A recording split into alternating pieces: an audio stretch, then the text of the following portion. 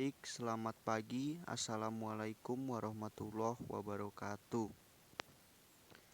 Terima kasih atas kesempatan yang telah diberikan kepada saya. Kali ini saya dan teman-teman dari kelompok 12 akan mencoba mempresentasikan materi mengenai Controlling Activities and Operation. Kelompok presentasi kali ini terdiri dari yang pertama ada Dede Agung Purbanugraha, yang kedua ada saya Fadila Firmansyah, ketiga ada Ahmad Mirzaliano, keempat ada Arif Lukman Hakim, dan yang terakhir ada Muhammad Fauzan. Baik, selanjutnya, controlling merupakan suatu usaha sistematik untuk menetapkan standar pelaksanaan tujuan dengan tujuan-tujuan perencanaan, merancang sistem informasi umpan balik, membandingkan kegiatan nyata standar yang telah ditetapkan sebelumnya, menentukan dan mengukur penyimpangan-penyimpangan, serta mengambil tindakan koreksi yang diperlukan. Kemudian, apa saja sih pentingnya controlling? Yang pertama ada perubahan lingkungan organisasi, kedua ada peningkatan kompleks organisasi, ketiga ada meminimalisir tingginya kesalahan-kesalahan, dan yang terakhir adalah komunikasi. Selanjutnya, how to be a pro at giving feedback. Pertama, teruslah maju dengan berfokus pada perilaku tertentu. Kedua, bersikap masuk akal. Ketiga, jaga tanggapan impersonal. Keempat, tahu kapan memberi tanggapan. Buatlah waktu yang sangat tepat. Kelima, memastikan pemahaman.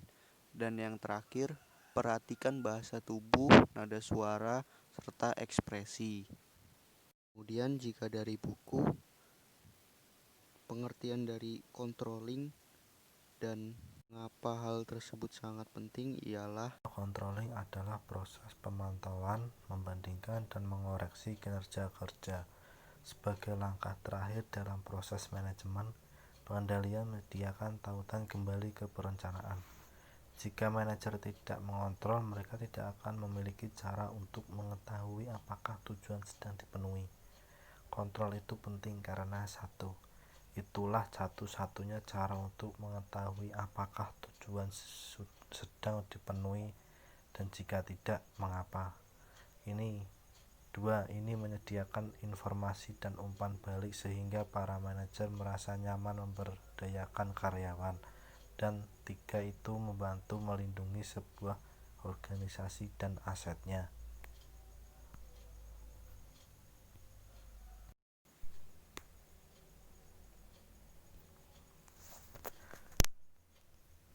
Proses kontrol. 3 langkah dalam proses pengendalian adalah mengukur, membandingkan, dan mengambil tindakan. Pengukuran mencangkup memutuskan bagaimana mengukur kinerja yang sebenarnya dan apa yang harus diukur. Membandingkan mencangkup melihat variasi antara kinerja nyata dan standar. Penyimpangan di luar variasi yang dapat diterima memerlukan perhatian. Step pertama, untuk menentukan kinerja yang sebenarnya, seorang manajer harus terlebih dahulu mendapatkan informasi tentang hal ini. Jadi, langkah pertama dalam mengontrol adalah mengukur. Step 2, membandingkan dan menentukan variasi antara kinerja nyata dan standar. Step 3, manajer dapat memilih di antara 3 kemungkinan jalan aksi jika melakukan apa-apa, memperbaiki kerja yang sebenarnya atau merevisi standar. Karena tidak melakukan apa-apa sudah jelas, mari kita lihat pada dua lainnya. Mengatur kinerja organisasi dan karyawan. Apa sih kinerja organisasi? Kinerja organisasi adalah hasil yang dikumpulkan dari semua kegiatan kerja organisasi tersebut. Berikut langkah-langkah kinerja organisasi. Ada 3 langkah yang biasa digunakan oleh setiap organisasi. Yang pertama, produktivitas, hasil produksi barang atau jasa yang dibagi oleh masukan yang dibutuhkan untuk menghasilkan hasil itu. Yang kedua, keefektifan. Seberapa tepat sasaran organisasi itu dan seberapa baik tujuan itu dipenuhi. Yang ketiga ada peringkat industri dan perusahaan disusun oleh berbagai publikasi bisnis. Berikut keefektifan perorganisasian. Ukuran tentang seberapa tepat tujuan organisasi itu dan seberapa baik tujuan-tujuan itu dipenuhi. Begitu pula peringkat industri dan perusahaan. Peringkat industri dan perusahaan adalah cara yang populer bagi para manajer untuk mengukur kinerja organisasi mereka. Peringkat ditentukan oleh langkah-langkah kinerja spesifik yang berbeda untuk setiap daftar. Yang terakhir, mengontrol kinerja karyawan.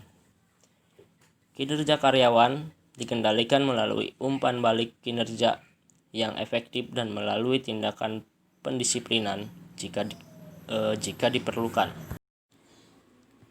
Alat untuk mengukur kinerja organisasi. Semua manajer pasti membutuhkan alat yang sesuai untuk membantu dan mengukur kinerja organisasi tersebut. Sebelum menjelaskan beberapa jenis alat kontrol tertentu, kita lihat konsep pedward, bersamaan, dan kontrol umpan balik.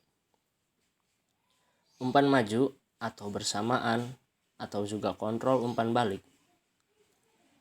Kontrol depan berlangsung sebelum aktivitas kerja dilakukan. Kontrol konsekuen berlangsung saat aktivitas kerja sedang dilakukan. Kontrol umpan balik terjadi setelah aktivitas kerja dilakukan. Berikut peta konsep. Input tersebut mengendalikan umpan depan, mengantisipasi setiap masalah. Langsung ke proses. Proses tersebut mengontrol konsekuensi, mengatasi masalah saat itu terjadi. Berlanjut ke output. Output itu kontrol umpan balik, mengatasi masalah setelah terjadi.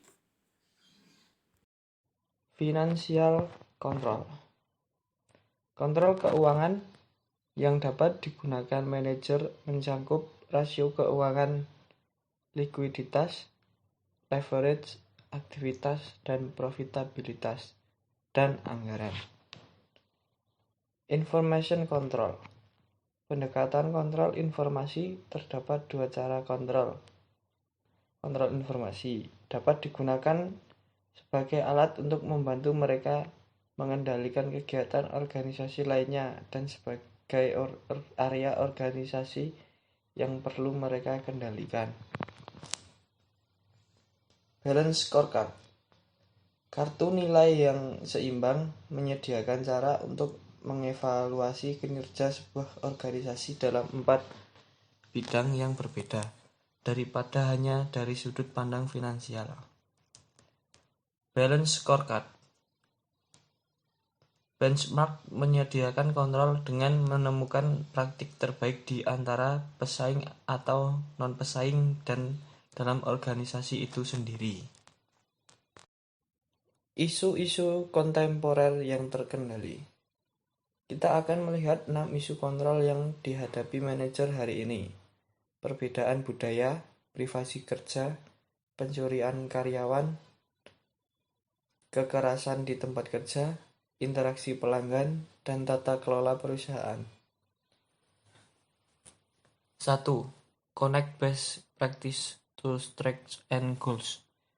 Strategi dan tujuan organisasi hendaknya mendikte jenis praktik terbaik apa yang mungkin paling berharga bagi orang lain dalam organisasi. 2. Identify best practice throughout the organization. Organisasi harus memiliki cara untuk mencari tahu praktik apa yang telah berhasil dalam bidang pekerjaan dan unit yang berbeda. 3. Develop best practice reward and recognition system. Individu-individu harus diberi motivasi untuk membagikan pengetahuan mereka. Sistem penghargaan harus dibangun dalam budaya organisasi. 4. Communicates best practice through the organization. Setelah praktik-praktik terbaik telah teridentifikasi, informasi itu perlu dibagikan dengan orang lain dalam organisasi. 5. Create a best practice knowledge sharing system. Perlu ada mekanisme formal bagi anggota organisasi untuk terus berbagi gagasan dan praktik terbaik mereka. 6. Nurture best practice on an ongoing basis. Ciptakan budaya organisasi yang memperkuat sikap. Kita dapat belajar dari semua orang dan menekankan berbagai informasi. Menyesuaikan kontrol untuk perbedaan lintas budaya dan kekacauan global. Menyesuaikan kontrol untuk perbedaan lintas budaya mungkin diperlukan terutama dalam bidang mengukur dan mengambil tindakan koreksi. Organisasi harus secara jelas berkomunikasi kepada manajer dan karyawan bagaimana pendekatan dan menanggapi situasi rutin dan non-rutin di dalam dan di luar negara asal. Privasi tempat kerja. Karyawan yang menggunakan internet dan media sosial untuk penggunaan pribadi tidak berhak atas privasi. Organisasi perlu menetapkan kebijakan jelas yang menggariskan perbedaan antara penggunaan yang tepat dan tidak pantas dan konsekuensi untuk menggunakan teknologi secara tidak pantas.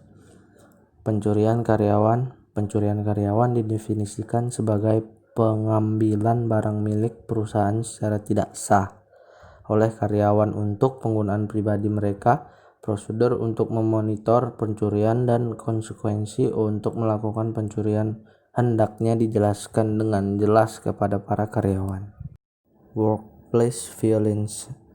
Kekerasan di tempat kerja merupakan problem yang umum. Organisasi perlu mengembangkan rencana darurat untuk menanggapi insiden kekerasan yang mencakup melindungi keselamatan karyawan dan pelanggan.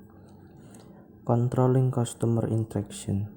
Kontrol penting untuk interaksi pelanggan karena produktivitas layanan karyawan dan kualitas layanan mempengaruhi persepsi nilai layanan pelanggan. Organisasi menginginkan hubungan jangka panjang dan saling menguntungkan di antara karyawan dan pelanggan mereka. Corporate governance. Tata kelola perusahaan adalah sistem yang digunakan untuk mengatur sebuah perusahaan sehingga kepentingan pemilik perusahaan dilindungi. Dewan direksi memperlihatkan kepentingan para pemegang saham. UU Sarbanes-Oxley menyerukan lebih banyak pengungkapan dan transparansi informasi keuangan perusahaan. Sekian dari kami kelompok 12. Mungkin itu saja yang bisa kami sampaikan. Kurang dan lebihnya mohon dimaafkan. Wassalamualaikum warahmatullahi wabarakatuh.